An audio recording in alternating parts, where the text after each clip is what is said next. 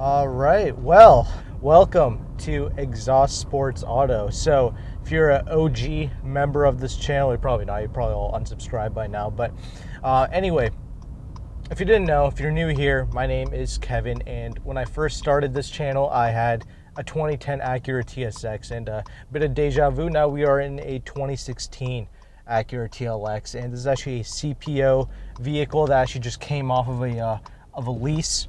Has like 26,000 miles on it.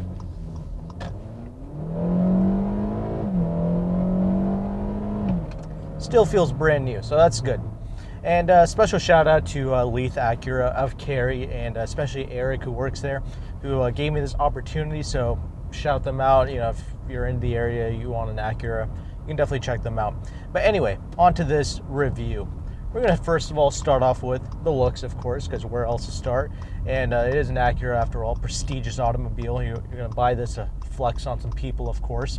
You know, first thing, you're going to want to show off probably those jewel headlights. You know, they look extremely, they look like a bag of money for sure. You know, at night, people don't know any better. It might even look like a Bugatti to them, who knows. But anyway, the looks of this, it looks like a classic luxury sedan. I've pretty much driven every single iteration of the Acura TSX, TLX lineup. I've driven the first gen 04, 08, and then I obviously own my 2010 and now this. And I drove a TLX A-Spec with the V6. So I've kind of seen the how it's kind of evolved, and I really like it. Ever since the beginning till now, I think it's aged extremely well. They've done an excellent job with these vehicles, but yet nobody really cares. It's like the most underrated luxury sedan probably ever created. It deserves a lot more respect than what it gets. I guess it's enough about the exterior. You can kind of make your own judgments about it. Some of you might even actually be choking on your own vomit. I don't know. The drive is what matters, and that's probably the biggest highlight of these Acura cars. And nobody really understands, nobody really cares, because it doesn't do 0 to 60 in like under 2.1 seconds, or it doesn't have 8,000 horsepower. It's actually rather underpowered. It's actually not a very fast vehicle at all. Speeding tickets should not be an issue for you whatsoever, and it doesn't even matter what mode you put it in. Well, it matters a little bit. It's got a little sport plus mode, but anyway, I'm just gonna say this right off the bat. I actually prefer driving this, the A-Spec, and my generation TSX, definitely the previous, like the first gen TSX. I like all these cars better than the Kia Stinger. I'm not even joking about that. The only thing that this vehicle doesn't have that the Kia Stinger does have is just a proper engine. I mean, a good amount of power, but that's only because I'm in this 4-cylinder. The V6, absolutely fantastic. Love the power delivery, love how that thing sounds. It's excellent. So my power concerns are definitely addressed with the V6, and with the all-wheel drive, you obviously have all the grip that you need. It is just that Honda V6, man. It's a honey of a motor, but let's not focus on that. Let's focus on what we have in front of us. This 2.4, extremely fuel-efficient 4-cylinder. One that I think a lot of people, if this is like your first luxury car, you're really going to be able to appreciate the excellent fuel economy numbers that this is going to deliver. Like, you're going to be definitely be in like the 25 mpg range. That's kind of where I was with my 2010. But one thing to note though with this, it also runs on premium fuel, by the way, so you need to put that in there. But also, this vehicle for this generation, they went to a GDI, or direct injected motor, basically. My gen TSX 2010 had a lot of issues with the engine as far as the VTC actuator is concerned, and the what do you want to call it, the oil consumption problems. Every generation seems to have their own problems. This one, I'm assuming around 60, 70,000 miles, you're probably going to run into some carbon buildup with this motor, so you're probably going to have to clean that out. Extra little maintenance thing that you have to do. But that's, it is what it is. If you own one of these vehicles, definitely let me know in the comment section how this thing has been treating you. If you have some miles on your vehicle, probably help some people out.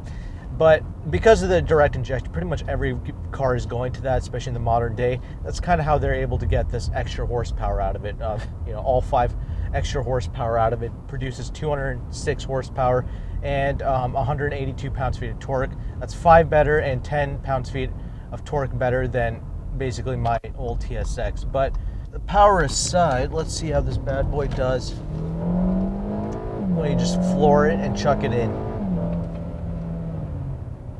Pretty good. It might not be the most potent 4-cylinder on the planet. It's not the fastest thing in the world, but dude, Once you get past that 5,000 RPM, you know what happens there, right, Honda fanboys? It's that VTEC. You start going back in time, you start hallucinating. It's quite a trip. So 5,000 RPM in this vehicle, I don't know what it is, but it is such an audible switch in tone when you get into that 5,000 VTEC range, basically. It wasn't even that audible back in my 2010 TSX, so I don't know what's changed there. I did see like under the hood, the intake tubing has changed a little bit, so maybe that's why, but it does sound absolutely fantastic.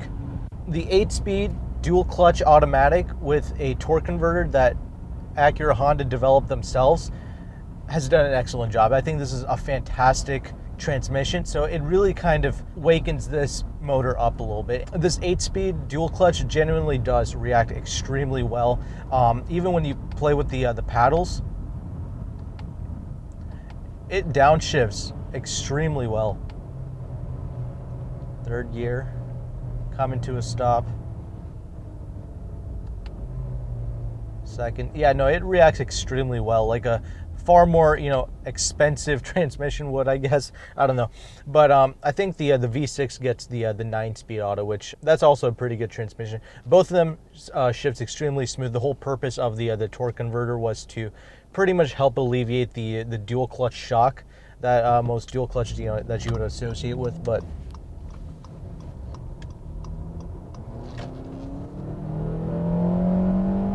Yeah, that VTEC switching, that's fantastic. But I did kind of like the way the power came onto my TSX because I guess that 5-speed automatic, that's pretty fantastic. Had fewer gears, so not much gear hunting. It was a nice progressive power. This is too, but I feel like this has a lot more gears to jump down to get the same kind of reaction. But anyway, what I love most about this vehicle is actually the handling, for sure.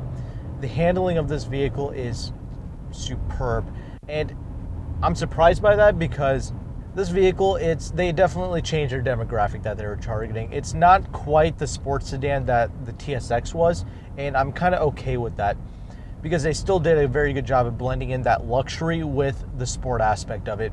It's surprising because the 2010 TSX I had, that whole generation pretty much rode on a double wishbone front suspension, which is fantastic. It truly handled like a dream. I love driving that car so much.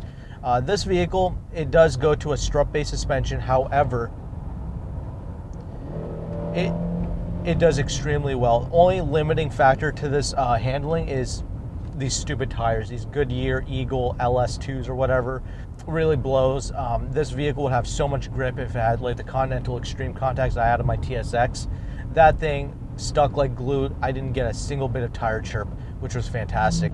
But nonetheless, the most important changes that have been made to this, obviously, they axed the TL and the TSX and kind of combined it into this TLX, which is where it got its name from. This vehicle is like about 190 inches long now, so about an inch off of the Kia Stinger, about 6 inches longer than the previous TSX. With that added wheelbase, you not only get a lot more space inside the interior, but it rides so much better than the previous cars, dude. This now feels like a proper luxury sedan. It's got that extremely good handling, and the chassis is fantastic, but also it absorbs bumps so well. It is such a quiet and refined interior space as well, far quieter than the old TSXs. And at highway speeds, and that old TSX, man, I had that thing up to about 140 miles per hour. I had the TSX at some serious speeds. I was damn near doing the whole dash because I wanted to. Because there's nobody on the road when I was doing my long road trips every weekend. There's nobody on the road, not a cop, not a person, not even a squirrel. So of course I pushed my TSX to the limit, and at triple-digit plus speeds, which I do not advise you doing, but it felt so stable. And this vehicle, I didn't treat it like that, but obviously, I had it at the highway speeds. It is so stable, and it is relatively quiet at those speeds as well. So, proper job of being a luxury sedan. And I had to commend them for still keeping that excellent driving dynamic. One thing I didn't mention yet, though, this thing is, apparently it does have the system called PAWS, which is rear wheel steering. So, something that the previous cars definitely did not have, and I'm not gonna lie, I did actually notice it before I even knew about it. Like when I first got in this vehicle, I was like, geez, like this thing turns in extremely well, busting U-turns. You can bust some really tight U-turns with this, and I'm really impressed by that. And this whole vehicle, I mean, it is just so easy to maneuver this thing. The turn-in is absolutely excellent. The steering is so fluid. I absolutely love it. It's obviously an electric unit. Only the first gen TSX used a hydraulic steering rack, but I love the steering in both my previous car and this. It's fantastic, but that rear wheel steering, it doesn't feel weird, it doesn't feel unnatural. It really definitely does aid you when you make those tight turns and all that. It's really superb. That might be why this vehicle is so agile. I mean, obviously when you get it up to speed, it doesn't help as much, but it's still got an excellent precision that I usually only associate with BMW, but this vehicle with its chassis drives fantastic, dude. Let me tell you, it's just something that this vehicle will be so complete with that V6 engine. If I'm going to buy one for myself personally, V6, perfect driving experience. I don't even mind the fact that it doesn't have a double wishbone suspension, so really fantastic. Obviously, the comfort of it is so good. They've softened up the seats so much more, which I'll get to in the interior segment, but really excellent driving vehicle. Weighs about 3,400 pounds, which is great. Still pretty much identical to my previous car.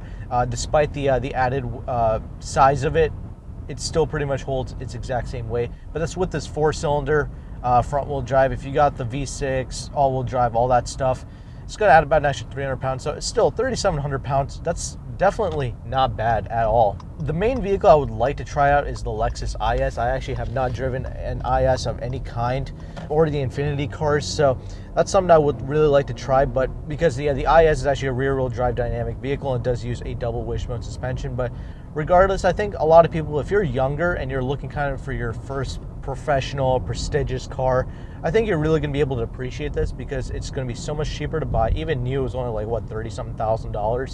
And now with these CPO models that just came off a lease, you get a fantastic CPO warranty. It's going to be like, 20 grand, which is really nothing, for a vehicle that's hardly been used. So that's really nice. The fuel efficiency, even with premium fuel, it's absolutely fantastic. I think it even has about like a 17-gallon fuel tank, which is pretty good. On full tank, you should be getting about 400 miles, similar to my old car. As a value proposition, if you're a younger person, you're just graduating out of college, and you don't want to look like a complete dweeb, this is going to be a pretty good car for you to buy into or look into. So I think I covered just about everything. Wrapping this whole thing up, so comfortable. That's probably my most favorite change with this vehicle, while still keeping an excellent driving dynamic. The engine still sounds good for a 4-cylinder, pretty gutless, but I think you'll be okay with it considering the fuel efficiency. If you need more power, the V6 is available. So with that, let's go ahead and take a look at that exterior a little bit, and then we can proceed on inside of the vehicle into the interior. Okay, now that we are outside of the vehicle, I guess I can show you a couple of things. First off, being this key, definitely improved over my key that I had in my TSX, so that's pretty good. And a little thing does come out, and you can stick it in there, whatever. So that's pretty cool. One thing you can do, I guess, very quickly, nice little trick that I learned when I had my TSX. You press the unlock button twice, and then you hold it. All of the windows go down, including the sunroof, if you hold it all the way. So that is it's pretty cool. If it's summertime, you want to let the heat out. It is a black interior, of course, leatherette, but it looks fantastic, so that's good. But unfortunately, you can't just press the lock button twice and then have it go up again. It doesn't work that way. You actually have to pull this thing out of the key, and then you have to do it that way. Hold that down, and then you gotta slide that out. So you got the key now. Take that, put it in here, shove it in there, lock it twice, and then it'll come back out, including the sunroof. So that's pretty cool. All right, don't know how often you're gonna be using that feature, but whatever, thought I would show you anyway. More important feature, probably gonna be used on a more day-to-day basis, is the keyless access. So just put your hand behind the door handle, it'll open up. Good. So you can get in that way, and then press this button, locks the vehicle. This button, though, I have to say, feels kind of cheap. Feels kind of plasticky. Don't really like that, but whatever. You don't have to deal with it if you don't want to. Just put your hand behind and you can get in. So with that, let's take a look at this exhaust pipe, because it doesn't quite exist. It's actually down underneath here. See that? Two of them. It is a true dual exhaust like it was in my old TSX, so something to note there.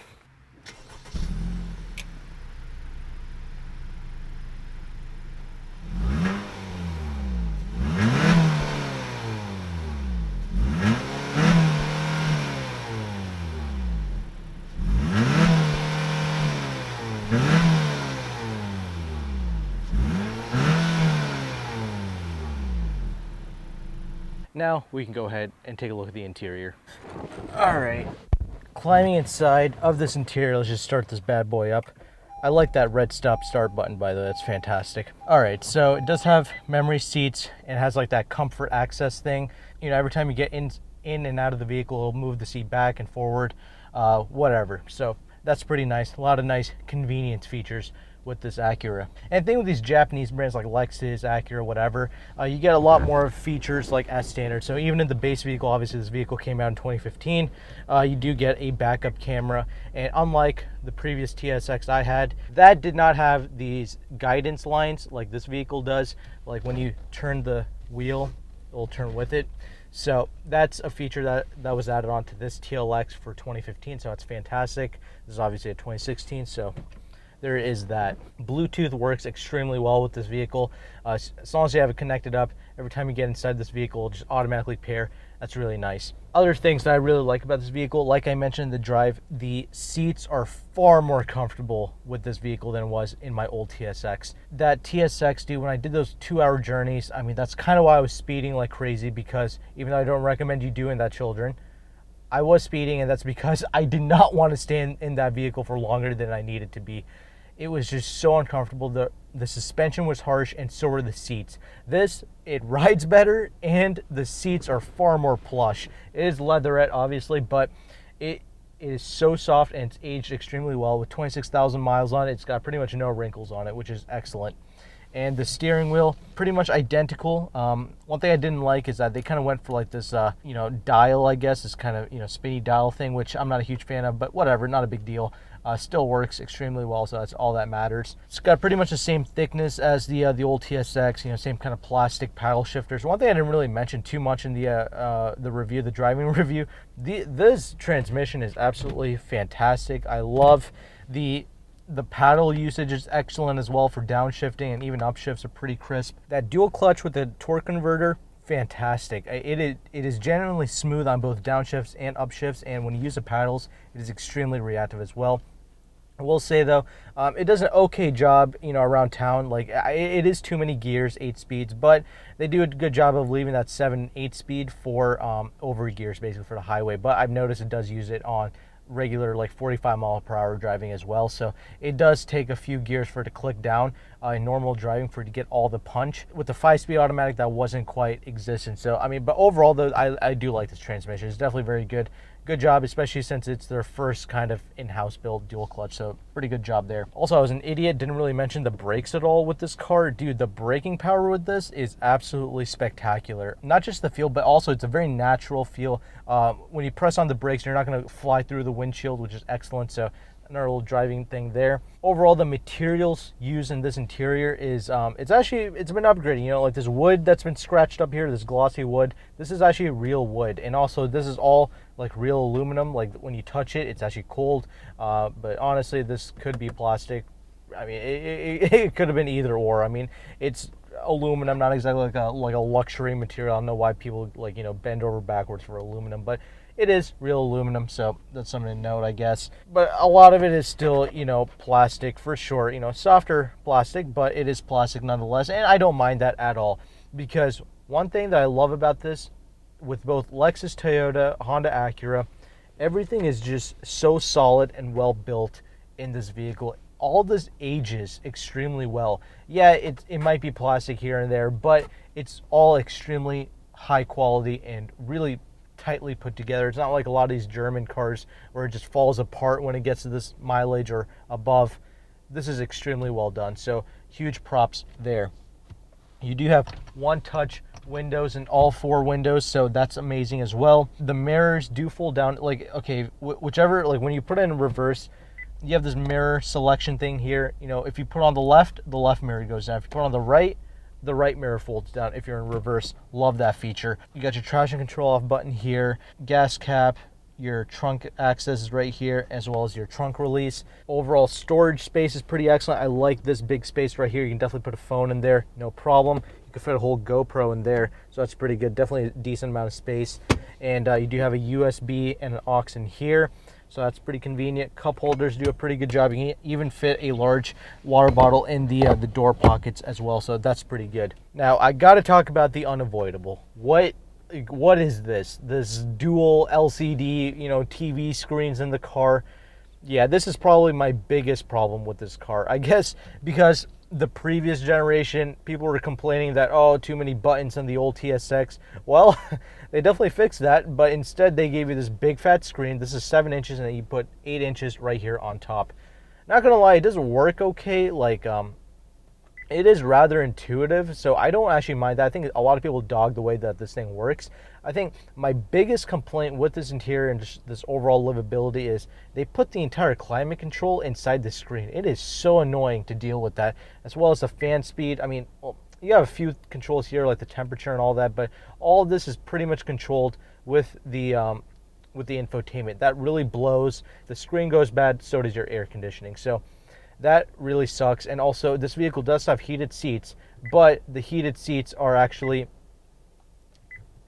buried in the screen, so that really sucks. Separate the climate control and give me hard buttons for the heated seats. It does not have cooled seats, but that's really the only thing I don't like. Otherwise, you know, using this is pretty easy. There is no navigation, but, you know, just pairing it up, listening to music, no real issues.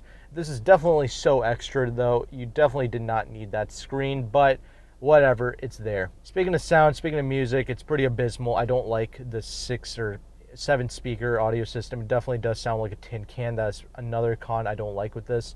I did have the ELS Premium in my Acura TSX, and that did sound pretty decent. Not like the new ones, but pretty good overall. That is a nice feature to look for with these vehicles, not gonna lie, because the standard one, they call it Acura Premium. Same way Lexus calls their base model sound system Lexus Premium.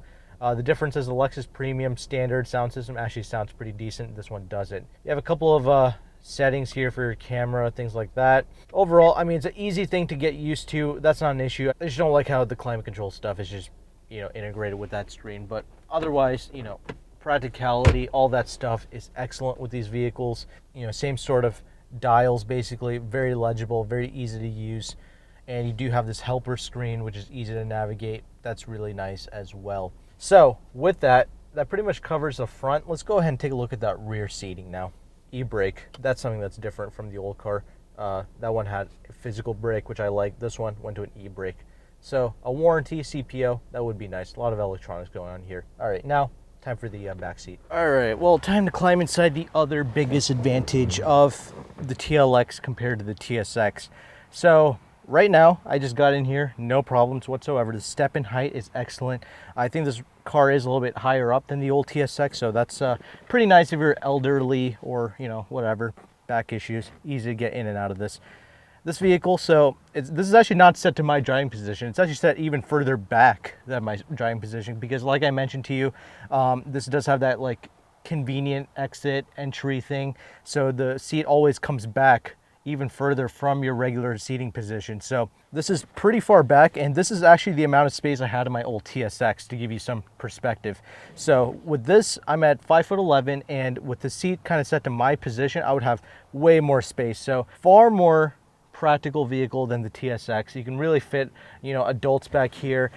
Even this middle seat, because the seats are so plush, it's not that bad. Obviously you lose out on some headroom, but, you know, being in these seats, you can definitely be like over 6 feet tall and fit back here, no issues whatsoever. And you even get some ventilation in the rear. You still get like this nice, real, fake wood.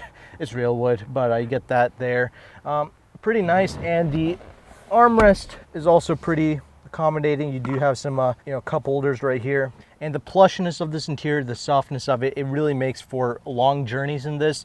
Really nice, unlike the old vehicles. They drove great, but they are not anywhere near as comfortable as this vehicle is. So with that, let's go ahead and take a look at that trunk and end this review off. All right, so at the trunk, you can open it up this way, or you can open it up with the key fob, whatever you want. If you're bougie, you can do it with the click, but just if you do open it with the other key fob, it only opens up to like here or something. You have to actually manually open it up, so it's a very stupid feature, but whatever. You have a decent amount of space here, but also the previous TSXs also had a really nice amount of space. I mean, you can put bodies back here. I mean, it is that big. So, you know, space is excellent, but one thing to keep in mind, you lose out on the spare. You do not get a spare tire with this. You get like this, you know, do-it-yourself flat tire temporary repair kit instead. So, you know, if you're gonna buy one of these things, check the trunk because you're supposed to get that. If it's not there, ask your dealership about that.